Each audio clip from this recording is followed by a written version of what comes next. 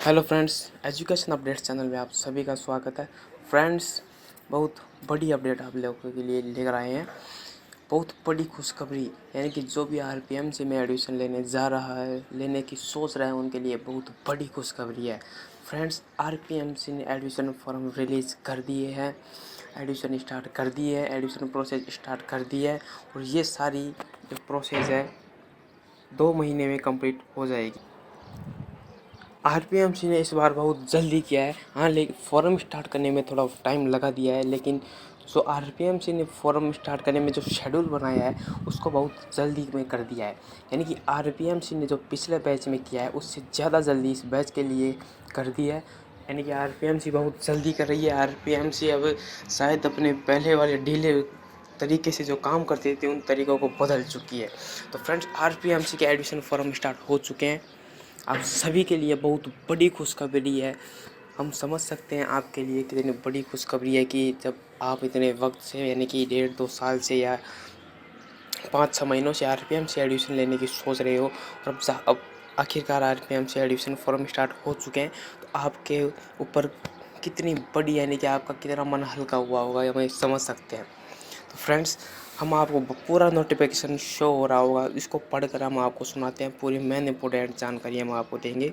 उससे पहले फ्रेंड्स, यानी कि कल, यानी 13 तारीख को शाम लेट तक नोटिफिकेशन आउट हुआ है, इसकी पूरी जानकारी देंगे। उससे पहले फ्रेंड्स, आपसे मैं रिक्वेस्ट करता हूँ यार, प्लीज़ चैनल को ज़रूर सब्सक्राइब करें यार फ्रेंड्स, क्योंकि चैनल को सब्सक्राइब करोगे तो चैनल भी को, यानी थोड़ा ग्रोथ मिलेगा और आप सभी को बेनिफिट्स ये होंगे, क्योंकि इसी प्रकार की आपको हर अपडेट मिलती रहेगी।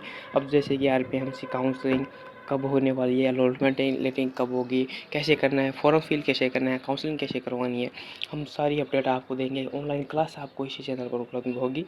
तो फ्रेंड्स, आपसे रिक्वेस्ट की जाती है कि चैनल को ज़रूर सब्सक्राइब करें। तो फ्रेंड्स, आपका टाइम बर्बाद किए बिना हम शुरू करते हैं वीडियो को। तो बने रहिए वीडियो के साथ। वीडियो को स्किप आपको बिल्कुल भी नहीं करना है, थोड़ा सा भी नहीं करना है, क्योंकि उससे आपका जो मेन कंटेंट है वो मिस हो सकता है। तो बने रहिए वीडियो के साथ। Let's go for play on video. धन्यवाद। फ्रेंड्स, आपका जो एडमिशन प्रोसेस है 20 अप्रैल से, यानी कि 20 तारीख से 20 अप्रैल 2022 से आपके एडमिशन फॉर्म स्टार्ट हो चुके हैं और 20 अप्रैल से लेकर 8 मई तक आपके फॉर्म की लास्ट डेट रखी गई है। फॉर्म डेट, यानी कि 20 अप्रैल से आपके फॉर्म फिल हो रहे हैं, स्टार्ट हो चुके हैं। 20 अप्रैल से 8 मई तक आपके फॉर्म अप्लाई होंगे। तो फ्रेंड्स, आपको मैं ये बात बताना चाहूँगा कि आरपीएमसी का भरोसा नहीं किया जा सकता, ये डेट एक्सटेंड करे या ना करे। तो आपको लास्ट डेट का वेट नहीं करना है, 8 मई का वेट नहीं करना है, उससे पहले ही आपको फॉर्म फिल कर लेना है।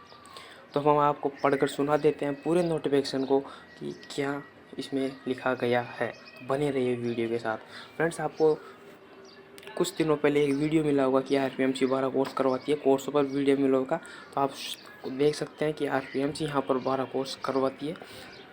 पहले भी सही जानकारी दी गई थी, अब भी सही जानकारी दी गई है और आगे भी आपको सही जानकारी दी जाएगी। धन्यवाद। तो शुरू करते हैं अब वीडियो। राजस्थान राज्य में राजस्थान पैरामेडिकल काउंसिलिंग से मान्यता प्राप्त निजी एवं राजकीय महाविद्यालय संस्थाओं में निम्नलिखित पैरामेडिकल डिप्लोमा पाठ्यक्रमों में सत्र 2021-22 में प्रशिक्षण हेतु प्रवेश लेने के लिए ऑनलाइन आवेदन पत्र दिनांक 20/4/2022, यानी 20 अप्रैल 2022 से 8 मई 2022 तक आमंत्रित किए जाते हैं।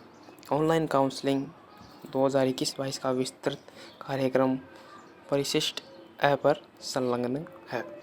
यानी कि 20 अप्रैल से आपके फॉर्म स्टार्ट हो चुके हैं सभी के। DMLT, DRT, ECG और DDT हर की, यानी कि मैं बताता हूँ कौन कौन से कोर्सों में एडमिशन स्टार्ट हुए हैं। Diploma in blood bank and technology, diploma in cath lab technology, diploma in dialysis technology, diploma in ECG technology, diploma in EEG technology, diploma in emergency and trauma care technology, diploma in endoscopy technology, diploma in medical laboratory technology, diploma in operation theatre technology, diploma in ophthalmic technology, diploma in ophthalmic technology of paramedical technology, diploma in radiation technology, यानी कि इन सभी में admission start हो चुके हैं। Total 12 कोर्सों में start हो चुके हैं। अब फ्रेंड्स बात करते हैं इसमें कि आपके मतलब इसमें एलिजिबल कौन कौन हो सकता है, कौन कौन फॉर्म फिल कर सकता है। फॉर्म अभ्यर्थी के न्यूनतम शैक्षणिक अर्हता उच्च माध्यमिक यानी कि 12वीं है, जो कि विज्ञान संवर्ग के रसायन विज्ञान, भौतिक विज्ञान, जीव विज्ञान एवं गणित यानी कि बायोलॉजी और मैथ के स्टूडेंट्स फॉर्म फिल कर सकते हैं। और सभी ने अंग्रेजी विषय के साथ उत्तीर्ण किया, यानी कि सभी ने इंग्लिश में पास की हो, यानी कि इंग्लिश में सभी पास हो। यह परीक्षा अभ्यर्थी ने माध्यमिक शिक्षा बोर्ड राजस्थान अजमेर अथवा अन्य कोई भी शिक्षा बोर्ड जिसकी परीक्षा माध्यमिक शिक्षा बोर्ड राजस्थान अजमेर की उच्च माध्यमिक परीक्षा के समक्ष हो से उत्तीर्ण की हो। माध्यमिक शिक्षा बोर्ड राजस्थान अजमेर की समीक्षा सूची उनकी website Rajasthan board Rajasthan government link पर काउंसलिंग की वेबसाइट पर भी उपलब्ध है। दूसरे नंबर के टॉपिक को मैं आपको समझाता हूँ। फ्रेंड्स दूसरे नंबर का यहाँ पर ये टॉपिक है कि जैसे कि अपन 12th पास करते हैं राजस्थान यानी कि बोर्ड अजमेर से, उसी प्रकार की कोई स्टेट की जो मेन वो होती है 10वीं बारहवीं करवाने वाली संस्थान या ऑर्गेनाइजेशन, उससे 10वीं बारहवीं उन्होंने पास की हो, रियल में पास की हो, कोई फर्जीवाड़ा ना हो। दूसरा टॉपिक ये समझा रहा है यहाँ पर। तीसरे टॉपिक की बात करते हैं। सभी अभ्यर्थियों को उच्च माध्यमिक की इस अर्हता परीक्षा में भौतिक विज्ञान, रसायन विज्ञान, जीव विज्ञान, गणित तथा अंग्रेजी विषय में पृथक रूप से भी उत्तीर्ण होना आवश्यक है, जिसका सत्यापन संबंधित शिक्षा बोर्ड राजस्थान द्वारा जारी किया गया उत्तीर्ण प्रमाण पत्र से किया जाएगा। यदि कोई अभ्यर्थी विज्ञान, रसायन विज्ञान, गणित में तथा अंग्रेजी विषय में पृथक रूप से किसी एक या अधिक में अनुत्तीर्ण पाया जाता है तो वह प्रवेश हेतु शैक्षणिक योग्यता धारित नहीं करते हुए अयोग्य माना जाएगा। तो थर्ड पॉइंट का मतलब यह है कि फ्रेंड आप physics, chemistry, biology, math and English में प्रॉपर रूप से पास हो, यानी कि उसमें फेल नहीं हो। उसका मिलान वहाँ पर आपके ओरिजिनल डॉक्यूमेंट्स देकर किया जाएगा। चौथे नंबर की बात करते हैं। चौथे नंबर की टॉपिक की बात करते हैं। यदि किसी अभ्यर्थी द्वारा माध्यमिक 10वीं कक्षा उत्तीर्ण करने के पश्चात ITI अथवा पॉलिटेक्निक प्रशिक्षण प्राप्त करने का न्यूनतम शैक्षणिक अर्हता उच्च माध्यमिक के समक्ष मानते हुए आवेदन किया जाता है तो ऐसे अभ्यर्थियों को पैरामेडिकल पॉलिटेक्निक प्रशिक्षण हेतु योग्यता धारित नहीं करते हुए अयोग्य माना जाता है। यानी फ्रेंड्स किसी ने अगर 10वीं पास कर ली है, उसके बाद किसी ने 10वीं पास कर लिया, उसके बाद उसने ITI या पॉलिटेक्निक में एडमिशन ले लिया है, फिर उनके मतलब और उन्होंने 12वीं में एडमिशन नहीं लिया है, केवल ITI पॉलिटेक्निक कर लिया है, तो ऐसे अभ्यर्थियों को इसमें योग्यता धारित यानी कि ऐसे अभ्यर्थी फॉर्म फिल नहीं कर सकते हैं, योग्यताधारी नहीं है। पाँचवें की बात करते हैं। अनारक्षित वर्ग एवं आर्थिक कमजोर वर्ग EWS के अभ्यर्थियों के लिए अर्हता उच्च माध्यमिक परीक्षा में न्यूनतम अर्हता अंक 45% अथवा पिछड़ा वर्ग यानी कि इसमें यानी कि ऐसे लिखा हुआ है कि जनरल अनारक्षित वर्ग यानी जनरल EWS के अभ्यर्थियों के लिए इसमें यानी कि EWS एंड जनरल कैटेगरी को 45% यानी कि 12वीं में इसमें 10वीं 12वीं में 45% होनी आवश्यक है।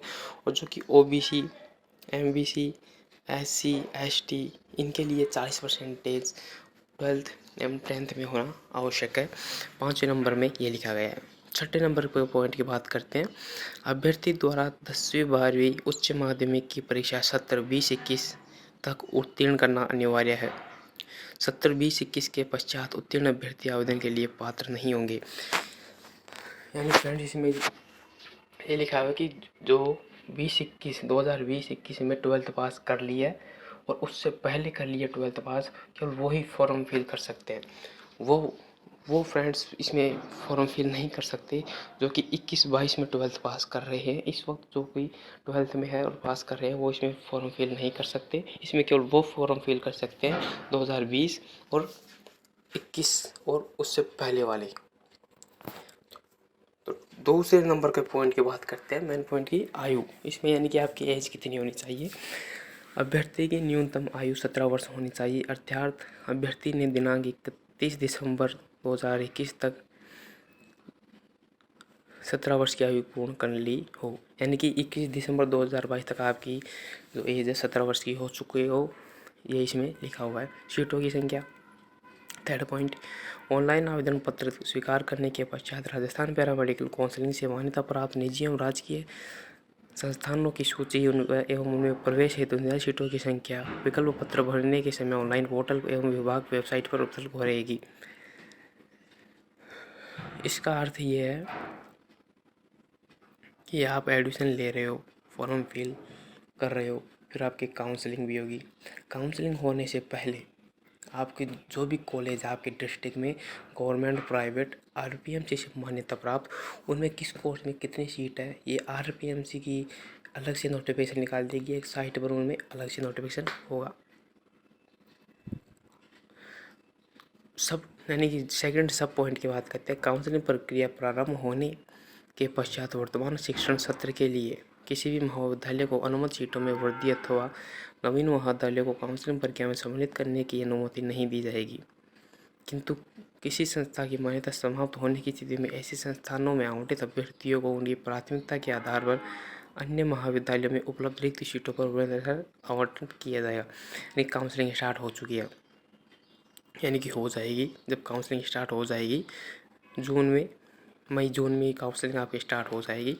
उसके बाद में यानी कि कोई भी कॉलेज है उसको मान्यता प्राप्त नहीं जाएगी। अगर मान्यता प्राप्त करना हो तो वो पहले ही ले सकता है, उसके बाद में किसी को मान्यता प्राप्त नहीं की जाएगी। आरक्षण, फोर्थ पॉइंट की बात करते हैं। आरक्षण, अभ्यर्थी को महाविद्यालय संस्था आवंटन में राज्य सरकार के नियम अनुसार उर्दू एवं क्षैतिज आरक्षण प्रावधानों का पालन किया जाएगा तथा आरक्षण से रोस्टर में पाठ्यक्रम उपलब्ध कुल सीटों पर लागू किया जाएगा। यानी कि आरक्षण इसमें लागू होगा।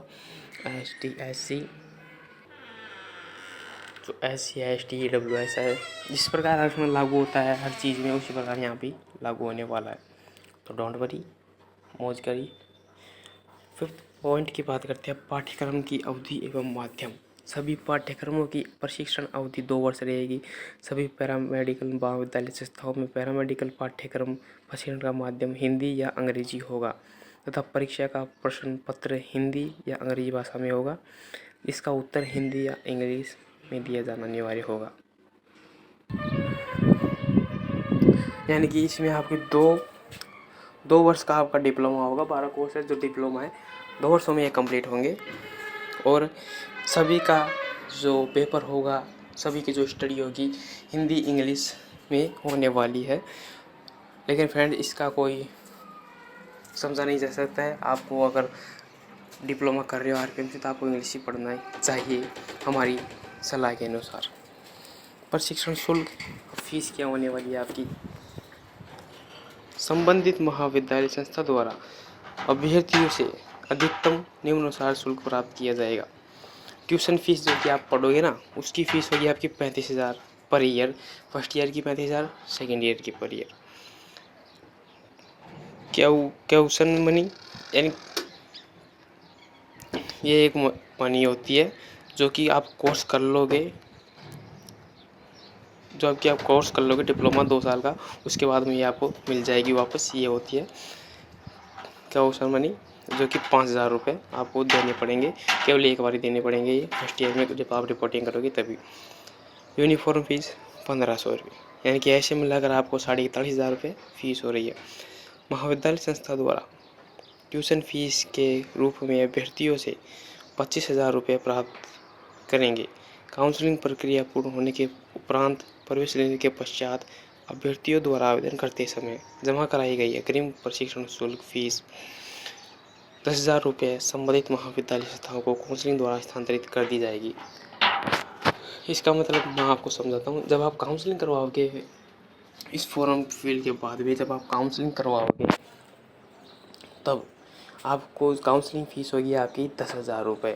फ्रेंड्स, 10,000 रुपये आपकी काउंसलिंग फ़ीस होने वाली है। झटका लगा होगा आपको सुनकर कि आपको एडमिशन से पहले, आपने एडमिशन नहीं लिया उससे पहले आपको 10,000 रुपये जमा करवाने पड़ेंगे। ये एक्स्ट्रा फ़ीस कही जा सकती है। काउंसलिंग के वक्त आपको 10,000 रुपये जमा करवाने पड़ेंगे। ये आपकी काउंसलिंग। आप काउंसलिंग अगर नहीं जानते हो तो हम आपको बताते हैं कि काउंसलिंग क्या होती है। फ्रेंड्स, काउंसलिंग वो होती है जिसमें कि आपकी परसेंटेज के अनुसार, आपकी कैटेगरी के अनुसार आपको कॉलेज अलॉट की जाती है। यानी कि आपकी परसेंटेज देखी जाती है, आपकी कैटेगरी देखी जाती है, आपने कौन सी कॉलेज फील की है वो देखी जाती है। उसके हिसाब से आपको कोई भी कॉलेज अलॉट की जाती है। आपकी पात्रता के अनुसार आपको कॉलेज अलॉट की जाती है, उसे काउंसलिंग कहते हैं। तो काउंसलिंग की फीस आपकी 10,000 रुपये होने वाली है, जो कि आपको रिपोर्टिंग से पहले, एडमिशन से पहले, काउंसलिंग करवाते वक्त फिल करनी पड़ेगी। और वो 10,000 रुपये आपके, जब आप रिपोर्टिंग करोगे, पूरी फीस जमा कराओगे, उसमें यानी कि जो आपकी 41,500 यहाँ पर फीस शो हो रही है उसमें से कम हो जाएंगे, फिर आपको 31,500 की फीस भरनी होगी। ये इसका तात्पर्य है। आवेदन करने की प्रक्रिया एवं शुल्क।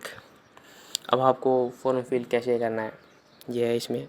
पहले नोटिफिकेशन को पढ़कर सुनाते हैं, फिर हम आपको शॉर्टकट में बताएंगे।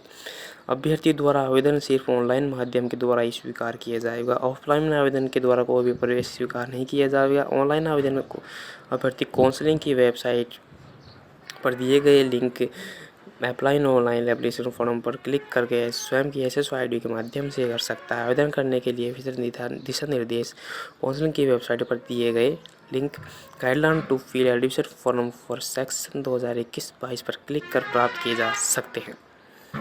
ठीक है फ्रेंड्स, यानी कि ऑनलाइन एडमिशन होंगे, आप वहाँ पर जाकर डायरेक्ट एडमिशन नहीं ले सकते, ऑनलाइन फॉर्म फिल करो, एडमिशन लो।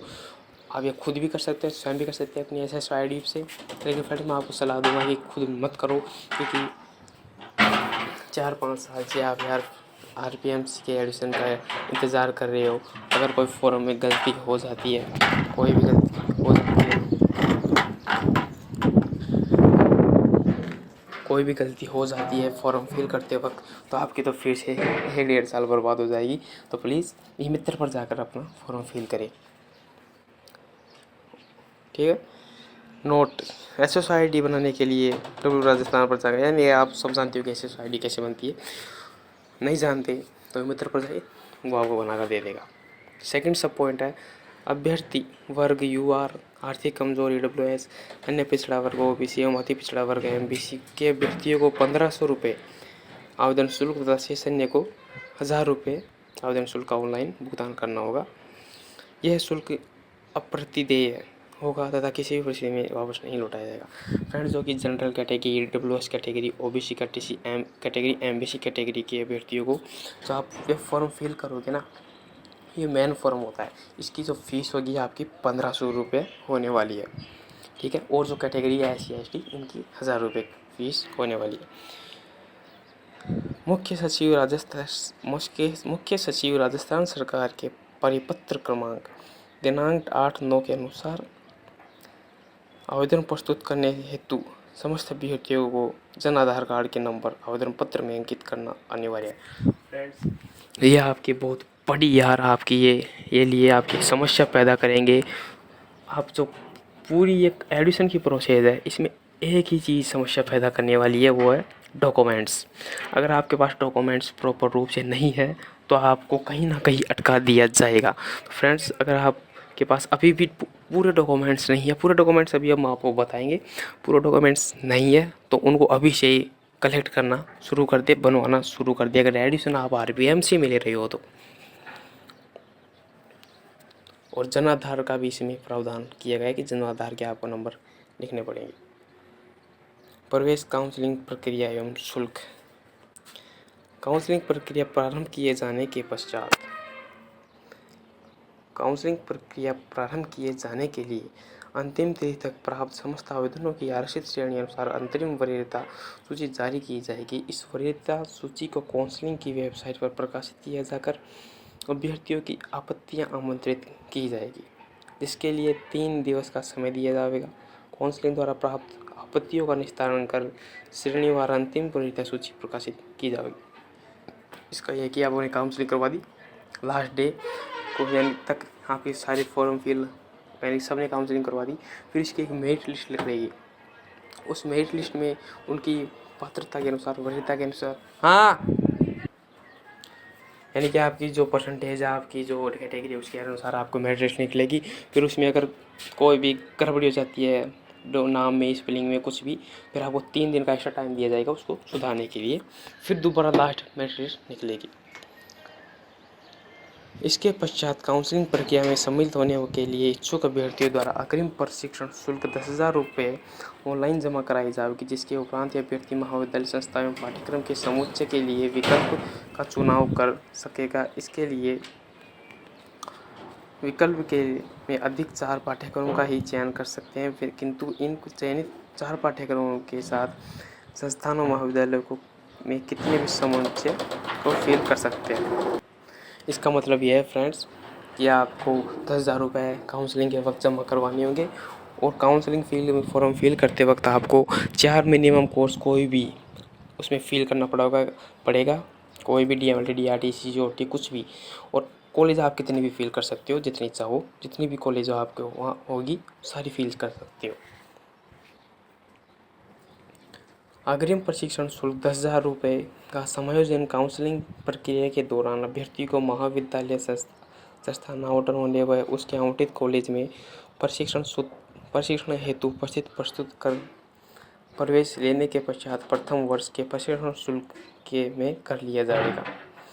इसका मतलब यह है फ्रेंड्स कि 10,000 रुपये जो आप काउंसलिंग में फील कर रहे हो वो आपकी फ़ीस में इंक्लूड कर लिए जाएंगे।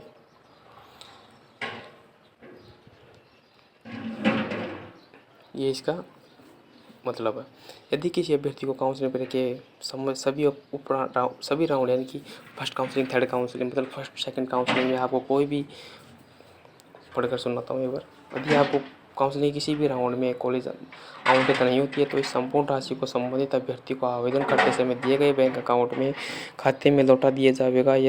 किंतु यदि किसी अभ्यर्थी को के द्वारा ऑनलाइन काउंसलिंग प्रक्रिया समय किसी भी राउंड में महाविद्यालय आवंटित होने के उपरांत भी समस्त महाविद्यालय संस्थानों में प्रशिक्षण हेतु उपस्थित प्रस्तुति नहीं की जाती है तो ऐसे अभ्यर्थियों में इस राशि में से रुपये 3,000 की राशि काउंसलिंग के कोर्स में जमा कराकर शेष 7,000 रुपये उनके अकाउंट में लौटा दी जाएगी।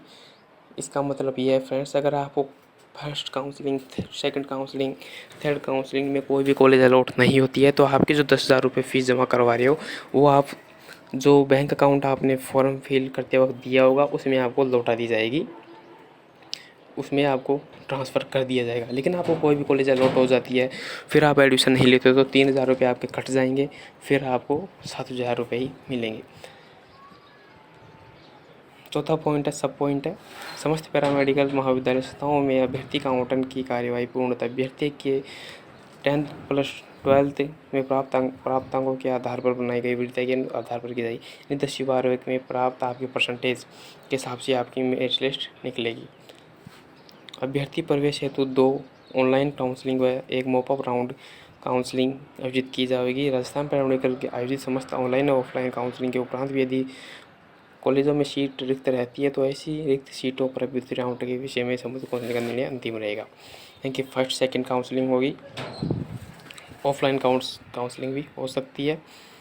यदि 3 चरणों की काउंसलिंग के पश्चात भी आरक्षित श्रेणी में से सीटें रिक्त रहती है तथा उन्हें भरे जाने हेतु आरक्षित श्रेणी के अभ्यर्थी उपलब्ध नहीं होते हैं तो ऐसी रिक्त सीटों पर अनारक्षित श्रेणी माना जाकर इसे वरीयता अनुसार आवंटित किया जाएगा।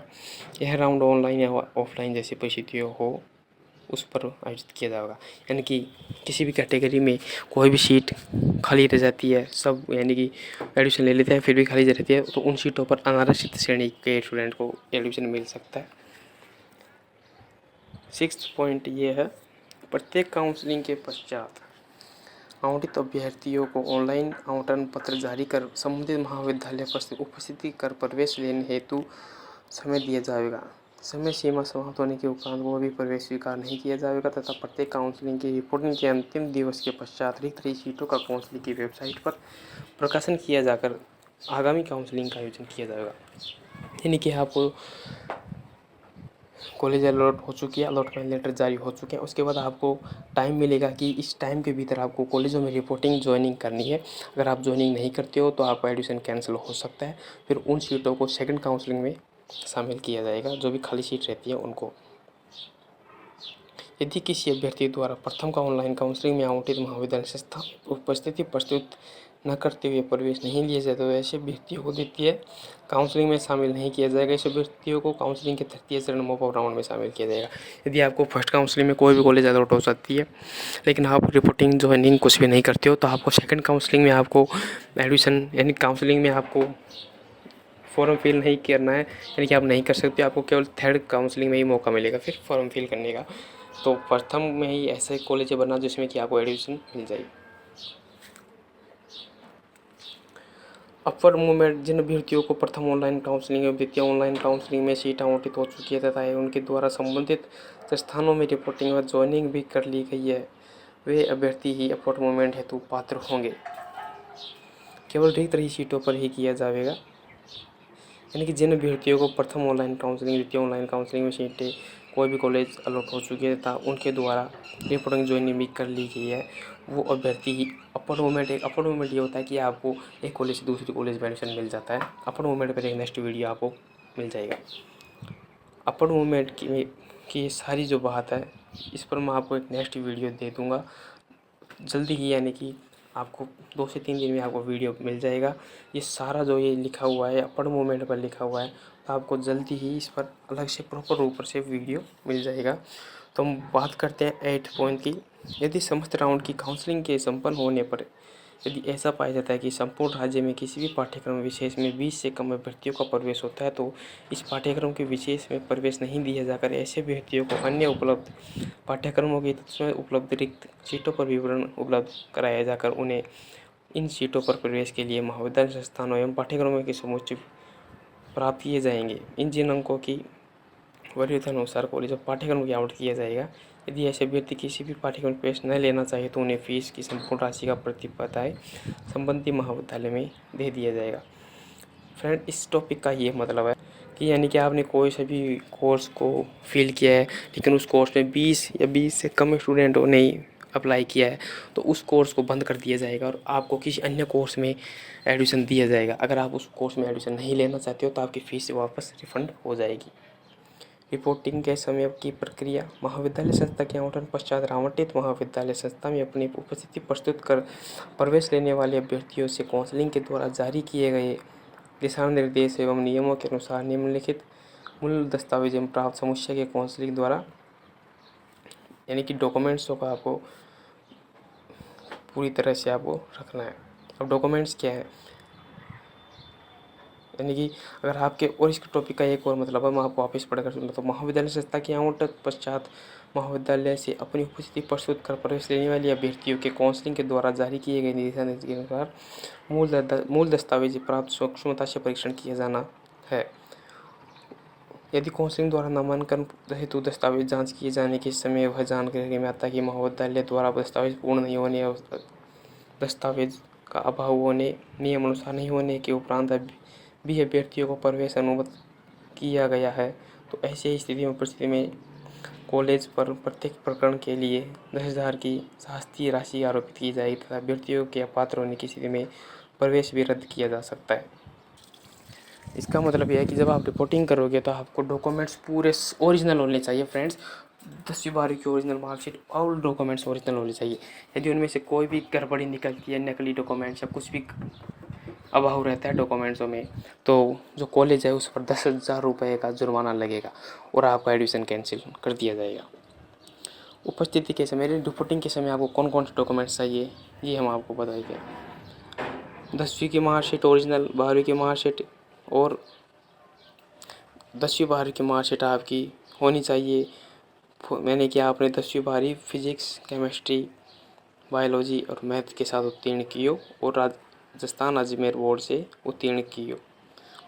ठीक है। प्रोविजन प्रमाण पत्र यानी माइग्रेशन जो आपको 12वीं में मिली होगी फ्रेंड्स, माइग्रेशन भी इसमें चाहिए। मूल निवास ये भी आपको इसमें चाहिए। जाति प्रमाण पत्र यदि लागू हो तो, यानी कि जिन कैटेगरी पर जाति प्रमाण पत्र लागू होता है उनके लिए।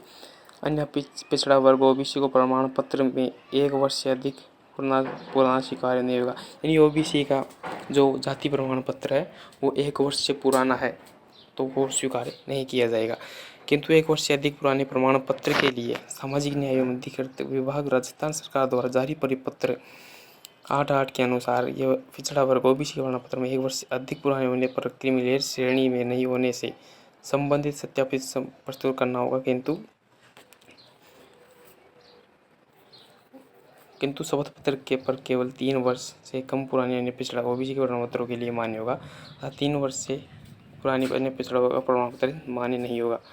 सामाजिक न्याय फ्रेंड्स, यानी कि इसमें मैं आपको बता देता हूँ कि आप यार जो जाति प्रमाण पत्र होते हैं ना, वो होने चाहिए और नए होने चाहिए, 1 साल से पुराने नहीं होने चाहिए। इस पर भी आपको अलग से वीडियो तुरंत मिलेगा, ज़रूर मिलेगा।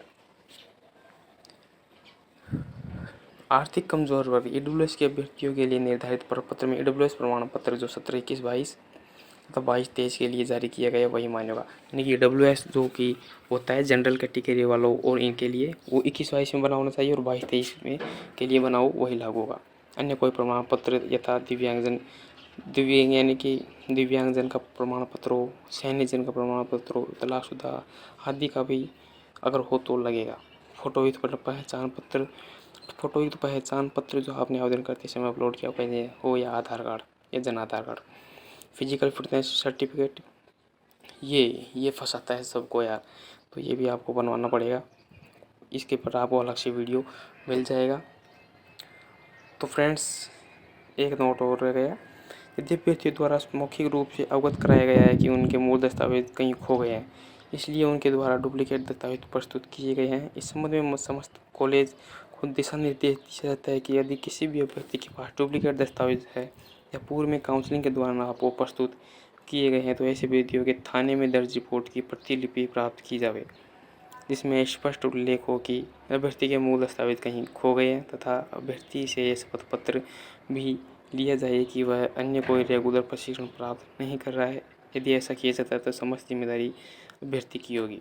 यानी कि आपके डॉक्यूमेंट्स कहीं खो चुके हैं तो आपको डुप्लीकेट से एडमिशन मिल जाएगा, लेकिन उसके लिए आपको बहुत पापड़ बेलने पड़ेंगे। यानी कि आपको स्टाम्प पर लिख कर देना पड़ेगा कि अगर कोई भी गलती होती है, कुछ भी आ गया होता है तो इसका जिम्मेदारी मेरी होगी। इसका ये मतलब है। फ्रेंड्स, अब आपको लिए मेन इन्फॉर्मेशन आ रही है। ये एक और नोटिफिकेशन, अन्य पिछड़ा वर्ग नॉन क्रिमिनल समय का समयावधि 1 वर्ष वर्दी का शपथ पत्र, ये ओबीसी वालों के लिए। इस पर अलग वीडियो आपको दिया जाएगा।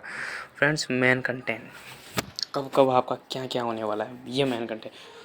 आप परेशान हो गए होंगे, जानता हूँ वीडियो थोड़ा लंबा हो चुका है, लेकिन फ्रेंड्स क्या करें यार, पूरी इन्फॉर्मेशन भी तो दी गई है ना आपको, सब कुछ समझ में आया है आपको। इस वक्त हम जानते हैं कि आपको सब कुछ समझ चुके हैं कैसे क्या लेना है, और फिर भी कोई डाउट्स हो तो कमेंट में ज़रूर कर दीजिएगा, ठीक है। तब जो बात करते हैं, आवेदन करने की तिथि आपकी 20 अप्रैल, यानी कि इसमें ऊपर लिखा है ऑनलाइन काउंसलिंग 2021-22 का कार्यक्रम। काउंसलिंग है तो आवेदन प्रस्तुत करना है। ये कब कब क्या क्या होना है, फॉर्म फिल कब करना है, काउंसलिंग कब होने वाली है, इसमें ये सब कुछ दिया हुआ है। 20/4/2022 से आपके एडमिशन स्टार्ट होंगे, जिसकी आवेदन की अंतिम तिथि 8/5/2022 8 मई होगी। ऑनलाइन आवेदन के उपरांत जारी अंतिम वरीयता सूची के संबंध में आपत्तियाँ प्रस्तुत करने की तिथि, यानी जो मेरिट लिस्ट होगी, और उसमें आप जो कुछ भी गड़बड़ी हो जाती है तो आप कुछ रिपोर्टिंग करते हो, तो उसकी तिथि है 9/5/2009 मई 11 मई तक, 9 मई से 11 मई तक इसकी डेट है। काउंसलिंग हेतु प्रथम ऑनलाइन काउंसलिंग हेतु विकल्प पत्र प्रस्तुत करने के एवं अग्रिम प्रशिक्षण शुल्क जमा राशि 10,000 रुपये जमा करने की तिथि। काउंसलिंग स्टार्ट हो रही है 13 मई से 19 मई तक। प्रथम काउंसलिंग हेतु आवेदन पत्र यानी कि अलॉटमेंट लेटर जारी होंगे आपके 27 मई तक, ठीक है। महाविद्यालय संस्था में उपस्थिति प्रस्तुत करने की तिथि यानी रिपोर्टिंग की तिथि आपकी है 27 मई से लेकर 1/6/2022 तक। प्रथम काउंसलिंग पश्चात अपर मूवमेंट हेतु विकल्प पत्र प्रस्तुत करने की संभावित तिथि दिनांक 2/6/2022 से दिनांक 5/6/2022 तक। आउटर फिर अलॉटमेंट लेटर जारी होंगे अपर मूवमेंट के 11/6/2022। महाविद्यालय संस्था में उपस्थिति प्रस्तुत करने की तिथि 11/6/2022 से 14/6/2022 तक। द्वितीय ऑनलाइन काउंसलिंग करने एवं अग्रिम प्रशिक्षण शुल्क 10,000 रुपये जमा कराने की तिथि 17/6/2022 से 23/6/2022 तक। द्वितीय ऑनलाइन काउंसलिंग आउटलाइन पत्र जारी करने की तिथि 29/6 2022 अलॉटमेंट लेटर जारी 29/6 को होगी सेकंड काउंसलिंग। महोदय सत्ता में उपस्थिति प्रस्तुत करने की थी, रिपोर्टिंग करने की थी 29/6/2022 से दिनांक 4/7/2022 तक। द्वितीय काउंसलिंग के पश्चात अपर मूवमेंट हेतु विकल्प पत्र प्रस्तुत करने की थी 5/7/2022 से 7/7/2022। काउंटर ने अलॉटमेंट लेटर जारी करने की थी 13/7/2022। महोदय सत्ता में उपस्थिति रिपोर्टिंग करने की थी 14/7/2022 से 18/7/2022 तक रिपोर्टिंग करनी थी। उपरोक्त पाठ कार्यक्रम आंशिक संशोधन का अधिकार काउंसिल के पास है, यानी कि ये चेंज भी हो सकता है, ये कोई फिक्स नहीं है। तो फ्रेंड्स, नोटिफिकेशन कंप्लीट, सारी जानकारी आपको दे दी गई है। कुछ जानकारियों के लिए अलग से वीडियो बनाया जाएगा, ज़रूर बनाया जाएगा। फ्रेंड्स, आपको सब कुछ समझ में आ गया, और अगर फिर भी कोई डाउट्स हो तो कमेंट ज़रूर कीजिएगा, आपके हर डाउट्स को क्लियर किया जाएगा इस चैनल पर। फ्रेंड्स, आखिरी बार कर रहा हूँ, चैनल को ज़रूर सब्सक्राइब कर दीजिएगा, और कुछ भी अगर डाउट्स रह गए हो तो प्लीज़ कमेंट ज़रूर कीजिएगा, तुरंत आपको जवाब मिलेगा। धन्यवाद। आपके एडमिशन स्टार्ट हो चुके हैं, खुशियाँ मनाइए, एडमिशन दीजिए। चैनल को ज़रूर सब्सक्राइब करते जाइएगा फ्रेंड्स, प्लीज़।